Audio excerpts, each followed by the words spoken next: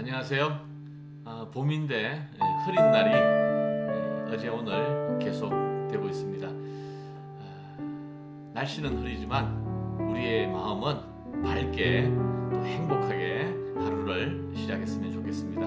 오늘 나눌 하나님 말씀은 누가복음 24장 맨 마지막이네요. 50절에서 53절 말씀입니다. 예수께서 그들을 데리고 베다니 앞까지 나가사 손을 들어 그들에게 축복하시더니 축복하실 때에 그들을 떠나 하늘로 올려지시니 그들이 그에게 경배하고 큰 기쁨으로 예루살렘에 돌아가 늘 성전에서 하나님을 찬송하니라.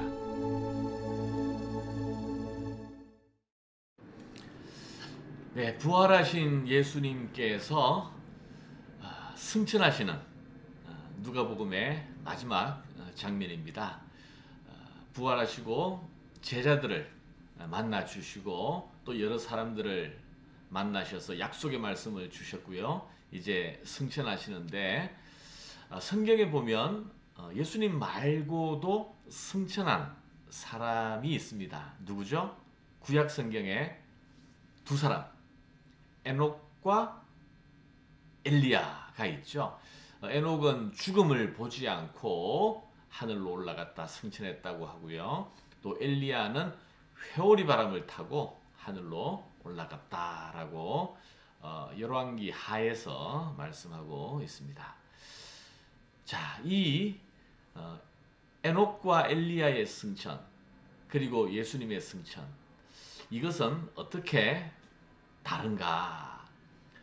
창세기에 보면 창세기 5장에 많은 사람들의 족보가 나오거든요.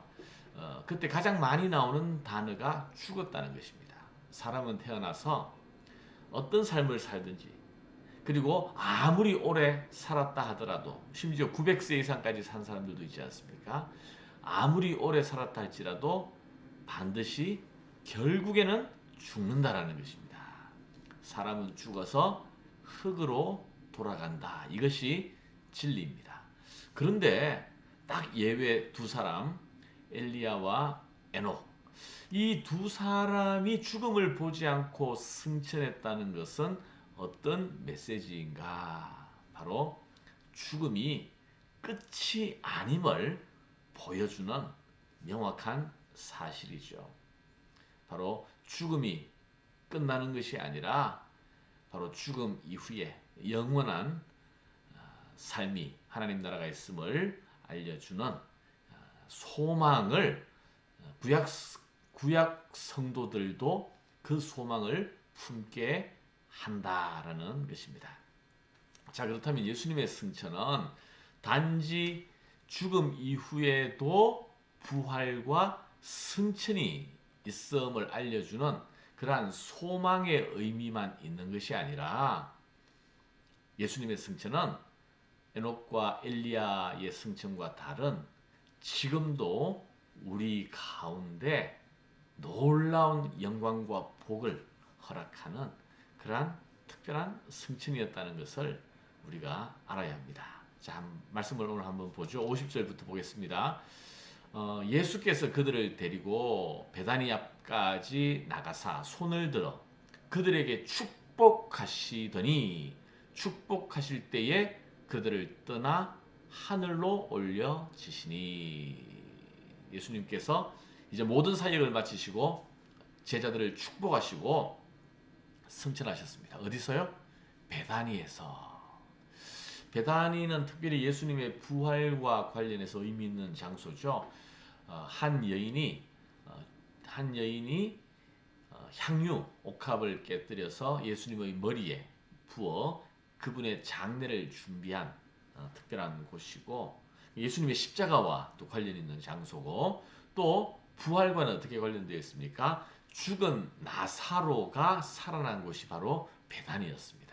그러니까 이 베다니는 예수님의 죽음과 부활과 관련되어 있는, 십자가와 부활과 연관된 장소예요. 근데 이 베다니에서 예수님께서 승천하셨다. 예수님의 부활과 승천에는 분명히 다른 차이가 있어요. 부활은 본 사람이 없습니다.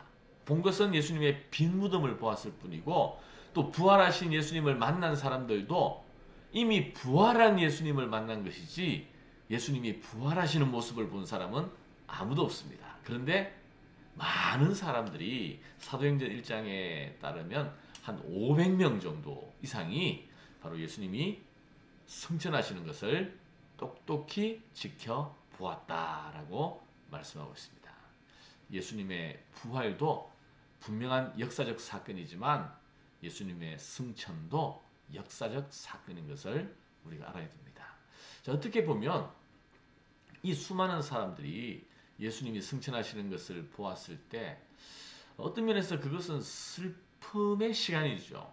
왜냐하면 헤어짐의, 이별의 시간이니까. 그런데 놀랍게도 이 제자들이 전혀 슬퍼하지 않습니다. 오히려 크게 기뻐합니다. 자, 보세요. 52절.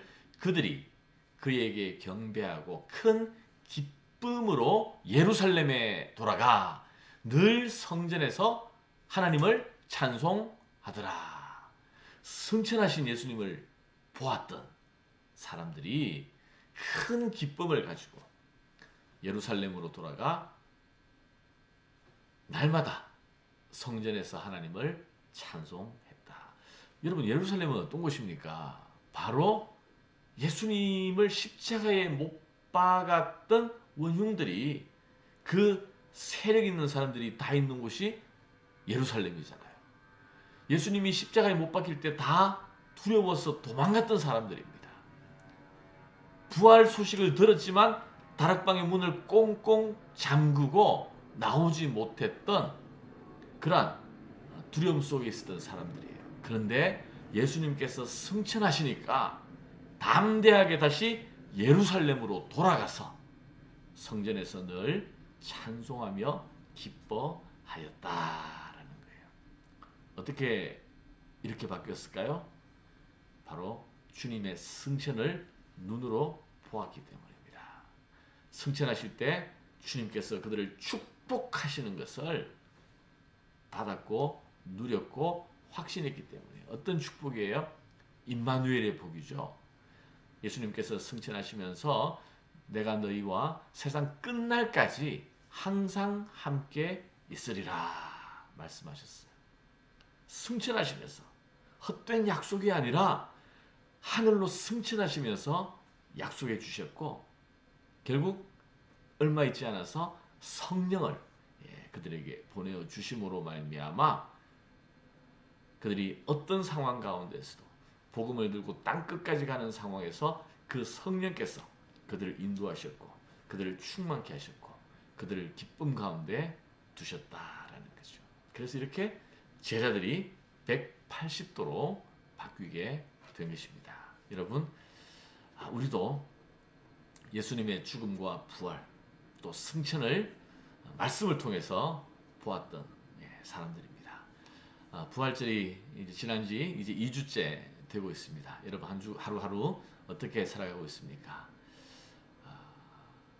예수님이 오신다는 그 약속을 믿고 성전에서 날마다 기도하고 예배했던 안나처럼, 그리고 약속하신 성령을 기다리면서 성전에서 예배하고 기뻐하고 찬송했던 제자들처럼 다시 오실 그 예수님을 기쁨 가운데 기대하며 기쁨으로 찬양하고 예배하는 그러한 성도의 삶, 오늘도 살아갈 수 있기를 주님의 이름으로 축복합니다. 주님 오십니다. 그날을 기다리면서 기쁨과 담대함으로 오늘 하루도 승리하시기를 주님의 이름으로 축복합니다. 기도하겠습니다. 하나님 감사합니다. 오늘 다시 한번 주님의 부활을 기억하고 주님의 승천, 주님의 다시 오신다는 그 약속의 말씀을 상기하며 우리 마음에 둡니다. 주님으로 말미암은 이 기쁨과 감동과 즐거움과 주를 향한 사랑과 열정을 다시 한번 이 아침에 우리를 새롭게 하여 주셔서 이 성전에서 늘 기뻐하며 찬송했던 제자들처럼 오늘도 기뻐하고 찬송하며 하루를 살아갈 수 있도록 인도하여 주시옵소서. 예수님 이름으로 기도하옵나이다. 아멘.